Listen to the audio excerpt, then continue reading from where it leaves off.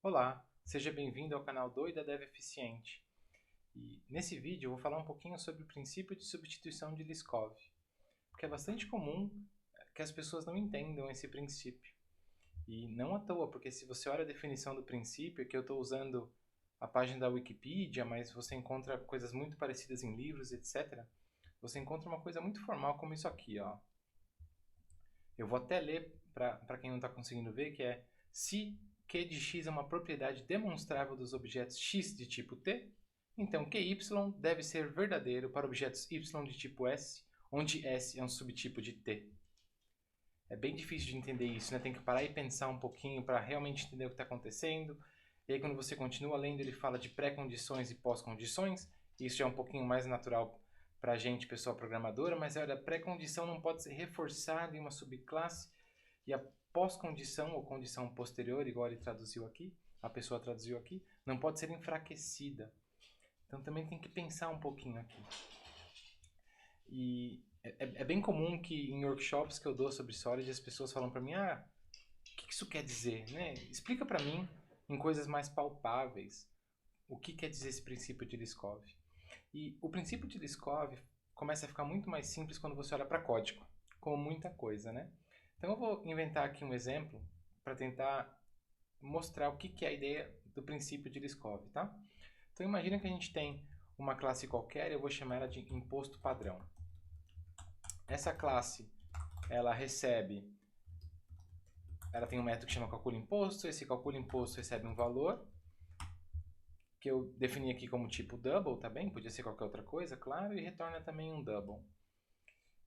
E a implementação desse método nem tem muita importância pra gente, tá bem? Imagina que tem uma implementação qualquer aqui. E aí, como a pessoa que está desenhando esse método, essa API, eu defini aqui que valor tem que ser um número positivo. Tá? Então essa é a pré-condição desse meu método, o valor tem que ser positivo. Não tem uma maneira muito clara de fazer isso em Java, C Sharp e outras linguagens de programação, então é bastante comum que você vai encontrar esse tipo de coisa no Javadoc, na documentação do método. Então, em algum lugar a pessoa vai escrever ali que valor tem que ser número positivo.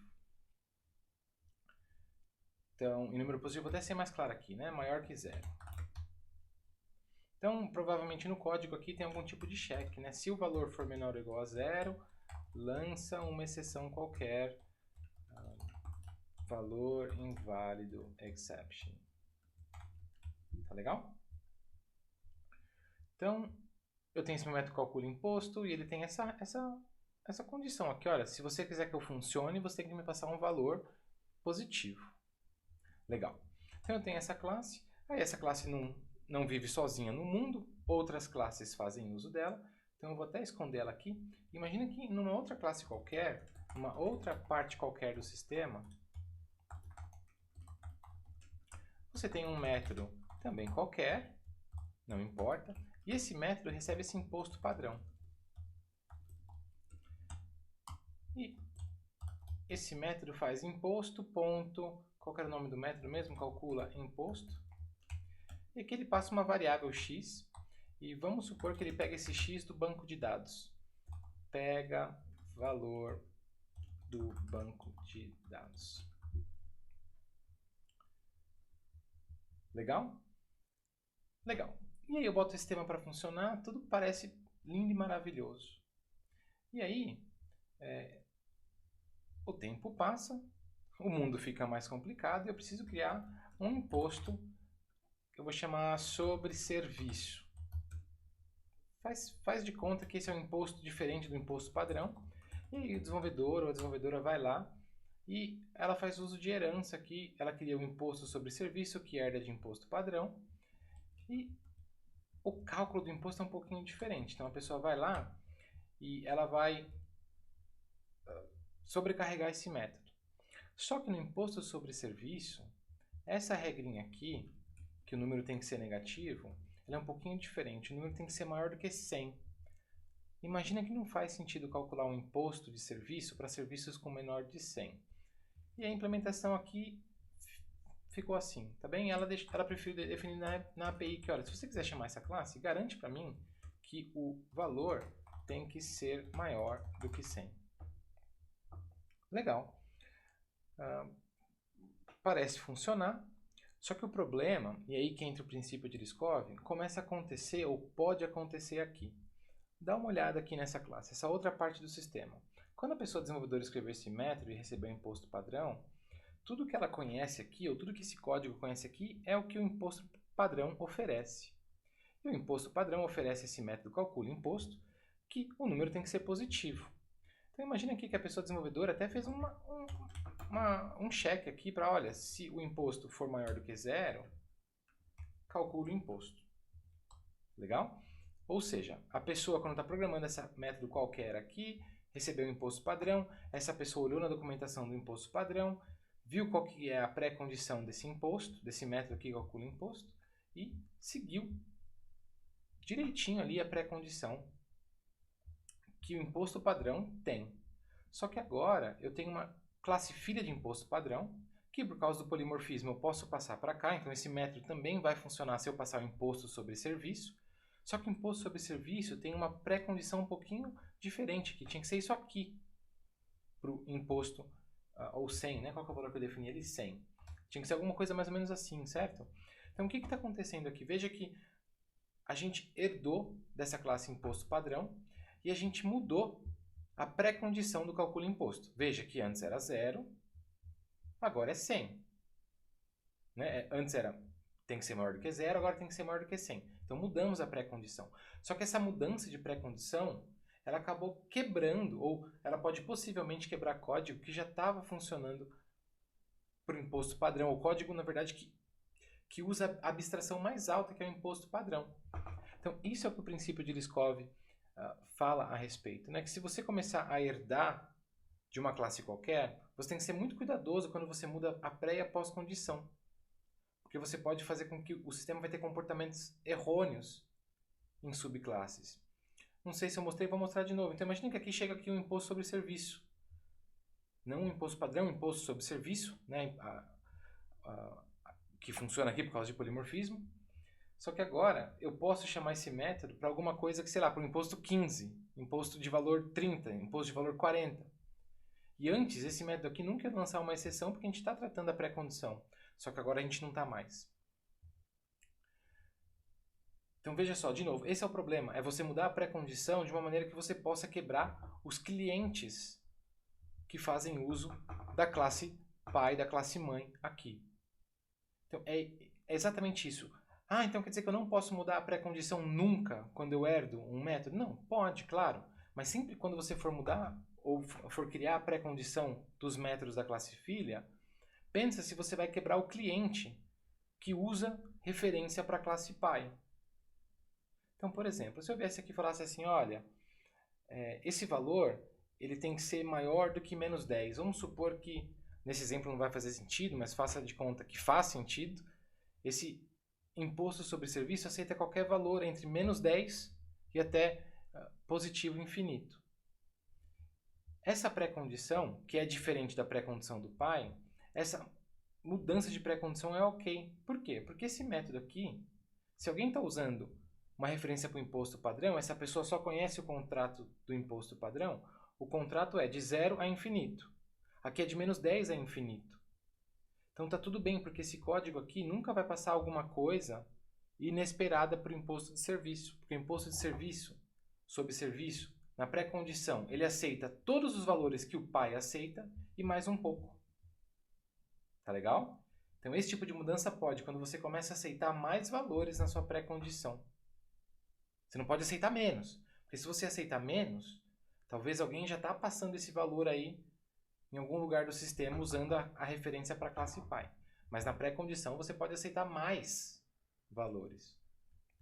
É isso que aqui na documentação, na página da Wikipedia está escrito, tá vendo? As pré-condições não podem ser reforçadas em uma subclasse. Isso significa que não é permitido uma subclasse com pré-condições mais fortes do que a subclasse. Uma pré-condição mais forte é uma que aceita menos valores de entrada. Então não pode ser mais forte, tem que ser mais fraco. Você tem que aceitar mais valores de entrada. E aí, a pré-condição é o que o método precisa para funcionar, a pós-condição é o que ele promete retornar se a pré-condição fizer sentido. Então, se eu passar aqui para esse cálculo do imposto padrão um valor positivo, esse método vai me garantir que ele, vou até escrever aqui, sempre retorna valor positivo, maior que zero. Legal? E aí, para a gente quebrar aqui de propósito, vamos supor que aqui ele retorna valores maiores do que menos 50. Tá legal? Então, essa aqui é a pós-condição do imposto padrão e essa aqui é a pós-condição do imposto sobre serviço. Vamos olhar agora para ver se essa mudança aqui, se essa mudança na pós-condição é uma mudança válida ou não. Então, esse método retorna um double qualquer e aí o código continua fazendo alguma coisa com ele. Antes não, o contrato da classe Pi, a pós-condição do método calcula imposto, que está lá na classe Pi, ele me promete retornar valores positivos, né, maior do que zero. Na classe filho, ele promete retornar valores maiores do que menos 50. Ou seja, a classe filho pode dar um valor de retorno para essa variável resultado que eu não estou esperando. Porque aqui o que eu estou esperando? Eu conheço o contrato do imposto padrão, eu espero números de 0 a infinito. Se me vier um menos 10 aqui, que é algo válido na classe filho, certo? Pode quebrar esse código. E eu não quero isso. Então, essa mudança aqui, essa pós-condição nova é errada. Ela quebra, ela está fora do princípio de Liskov. Mas o que eu podia fazer é falar assim, olha, retorna valores maiores do que 10. Por quê? Porque se eu retornar valores maiores do que 10, eu não vou pegar esse código de surpresa. Esse código está esperando números entre 0 a infinito. Se eu retornar entre 10 a infinito, 10 a infinito está dentro de 0 a infinito. Veja que é o contrário da pré-condição. Aqui, para fazer uma mudança de pós-condição válida, eu tenho que fazer a pós-condição ser mais forte, mais restrita. Ela tem que retornar menos coisa, porque aí não vai pegar o cliente de surpresa. Olha só na Wikipédia. As pós-condições não podem ser enfraquecidas. Isso significa que uma subclasse contém as condições posteriores mais fracas que a subclasse? Não pode. Tem que ser mais forte. Tá bem? Tem que ser mais forte. Não pode enfraquecer. Pode deixar ela mais forte, mas não enfraquecer. Que é o que a gente fez aqui. Ela agora está mais forte, porque ela é um intervalo menorzinho do que o intervalo da classe Pi. Então, veja só que aqui eu acabei explicando, e a explicação ficou mais longa do que eu imaginava, mas o ponto é, sempre que você está usando herança, pensa na classe que já está usando, ou na classe que vai usar a referência para a classe Pi. E pensa assim, olha, a classe que usa a referência para o imposto padrão, como é o caso aqui, ela só vai conhecer as pré-condições e as pós-condições da classe Pi. Se você herdar dessa classe e mudar a pré e pós-condição, você não pode pegar clientes da classe Pi, classes que usam a classe Pi como referência, de surpresa. Como que você não pega ela de surpresa? Fácil. Na pré-condição, você tem que aceitar pelo menos tudo o que a classe Pi aceita. Pelo menos tudo que a classe Pi aceita. Pode aceitar mais um pouco? Pode. Mas não pode aceitar menos. E o retorno, você tem que seguir a pós-condição da classe Pi, ou seja, retornar a mesma coisa que a classe Pi retorna, ou menos. Nunca mais, porque se você retornar mais, você vai pegar o código de surpresa. Mas se você retornar menos, está tudo bem, porque o código está esperando aquele intervalo ali. Se você não retornar tudo o que a classe Pi retorna, está tudo bem, desde que esteja dentro do limite do que a classe Pi retorna. Então, é esse trade-off que eu tento fazer na prática, entendeu? Na prática eu não fico pensando, o princípio de Liskov, a pré-condição tem que ser mais fraca, a pós-condição tem que ser mais forte. Não penso nisso, eu só penso se eu vou quebrar, de alguma forma, quem já está usando ou quem usa a referência para a classe Pi.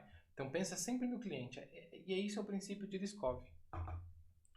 E uma grande graça desse princípio é que apesar, né, dele fazer bastante sentido quando você está usando herança, você pode pensar nesse princípio de uma maneira um pouco mais moderna e pensar até em APIs. Né? Se você, em contratos de maneira geral, se você for mudar um contrato de uma API sua, você vai quebrar o cliente? Se você mudar a pré-condição, você vai quebrar os clientes?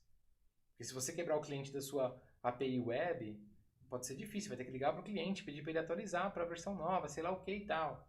Então, esse tipo de discussão de como mudar contratos de pré e pós-condição, acho que dá para levar até para outros domínios, como APIs web, como até interface. Se tem uma interface ali, você vai mudar a interface. Toma cuidado com como você vai mudar a pré-condição e a pós-condição daquela interface. Não deveria mudar a interface, mas acontece, o mundo real é difícil. Então pensa, reflete bastante sobre o cliente e como que você muda as pré e pós-condições e qual o impacto que isso tem no seu código. Tá bem? Então eu espero que essa explicação do princípio de Liskov tenha sido um pouco mais simples do que essa fórmula super complicada que a gente vê por aí, ou essas explicações sobre pré-condições e pós-condições. Tá legal? Qualquer dúvida, posta aqui no vídeo que eu já vou lá te ajudar. Tá bem? Até a próxima!